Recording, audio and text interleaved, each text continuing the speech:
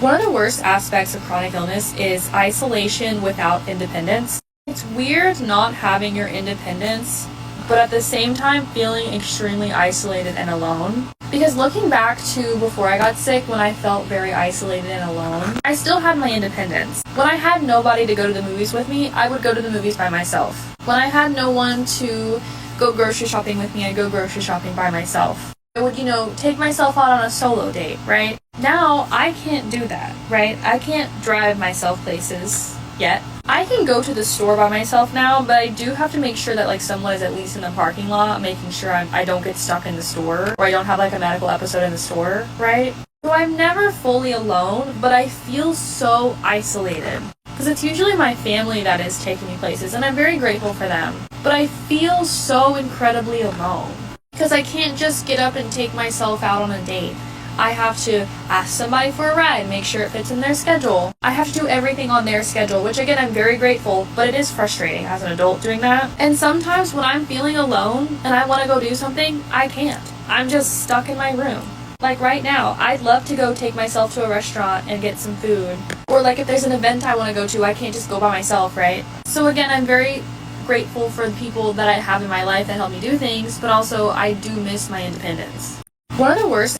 I think that it's important to recognize that people that have borderline personality disorder, though I don't think that most of them intend on being abusive, I think that they need to understand that the way that they conduct themselves most of the time actually is abusive to other people. Mm-hmm. And when you have untreated borderline personality disorder and you're not doing any of the therapy, CBT, DBT, cognitive processing therapy, schema, any of the things that you could be doing to start to learn new training, learn new behavioral patterns, to break cycles of triggers and trauma responses.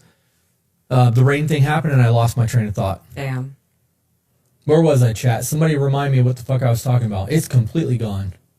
I don't know where I was going with that thought, but I do believe that if you are unhealed and you are not doing anything to heal yourself, that you are actually abusive to other people. I do remember where I was going, but I don't remember the line of thought. Where I was going was that it is your responsibility to start doing the healing work for yourself, because the people that are going to come into your life are going to leave scarred and fucked up because of your trauma. Yep. And it's not fair to the people that come into your life and attempt to love you for you to just be like, well, you know how my borderline is, or I have BPD, so this is just who I am and you have to accept me. This is what you signed up for. Right. Miss me with that bullshit. Yeah, this is not what I signed up for. I signed up for a healthy, loving relationship, and you're not doing anything to become loving or healthy. I was a psychotic bitch when I was unhinged with my borderline. I've heard people say that about me, and I am willing to acknowledge that of my past.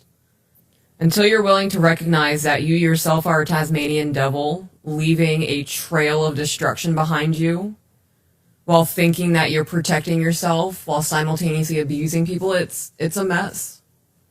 And there's a whole lot of lessons to be learned. There's a whole lot of self-mastery. My borderline has become a superpower. Can you elaborate on that? How your borderline has become a superpower? My hypervigilance. We can start with that. My hypervigilance and always scanning rooms and looking for threats. I can now read people almost instantaneously. Whether you're being emotional, you're having a good day, having a bad day. My abandonment is almost completely healed because I've recognized people are not meant to stay in my life forever. There is a higher level of emotional intelligence that I gained having to work through my abandonment and recognizing at the end of the day, yes, I have people who love me and people who will be here for me, but I'm going to experience death by myself. I could have people in the room with me, but I at the end of the day, all of it's going to be with me. People don't abandon me. They choose to do what's best in their life, and I just happen to be a casualty. Their life isn't about me. It's such a, that in itself is a superpower. People get so hung up and they did this to me. Because like we talked about earlier today in the other live, it's about being a villain or a victim. And you have to be one of them. And it's so much easier to make someone else the villain so that you can be the victim, so that you're not perceived in a bad light. When you realize that people are going to do what's best for them and you just accept that that is human nature, it changes almost every conversation. It's no longer about, I can't believe they did this to me. this sucks and I'm hurting right now. That's a very fair statement, but they didn't do this to you. They did this for them, and you got splashed by it. Your ego's thinking it's about you. Yeah. Yep. You will never be the center of someone else's universe. No. He's got the ways, I'm falling, looking at my eyes, like every time the wind. Another thing, I don't like the way that you make me feel. And because I didn't have the words to tell you in the moment the way that you made me feel so small, because the way that my body absorbed it, it made me go right into my head, because you do not make me feel safe.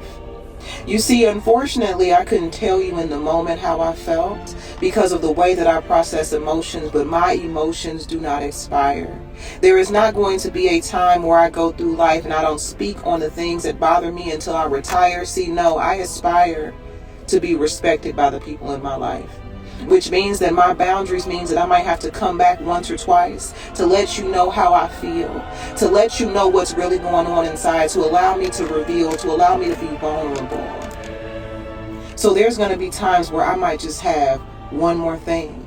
We may just need to circle back. We may just need to run that back, because sometimes I can't tell you in the moment, but understand that the way that I feel matters. I feel like spirituality has gotten really weird on TikTok. Surprisingly, there is a large influx of new spiritualists and beginner witches, and they are looking for content, they are looking for information, they are looking for a place to start, and they keep starting with spell work, they keep starting with cleansing, and no one's talking about meditating, no one's talking about shadow work. And when I looked it up on TikTok just to see, like, okay, where are the new videos for meditation and shadow work, my videos are still the most viral videos in that category. And then when I think about the people that book me for readings, the people that book me for spell work, they come to me, and the people that they went to before don't bring up meditation, they don't bring up shadow work, or they'll make it seem like it's something that's optional or something they can do further down the line. And as somebody with a coven of 800 members, one of the things that I teach is you gotta meditate and you gotta shadow work, because it's just thinking. It's literally thought in the dissection of that thought. Meditation is the practice of sitting down and going, what the fuck?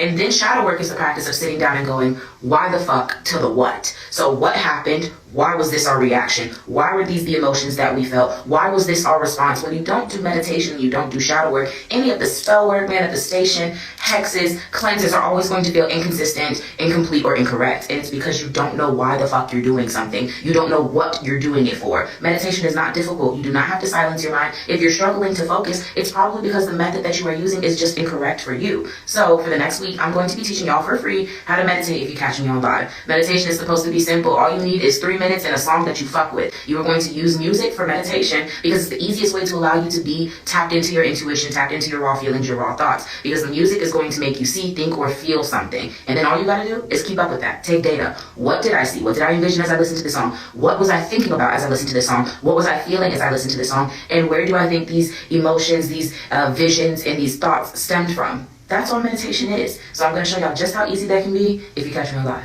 Bye.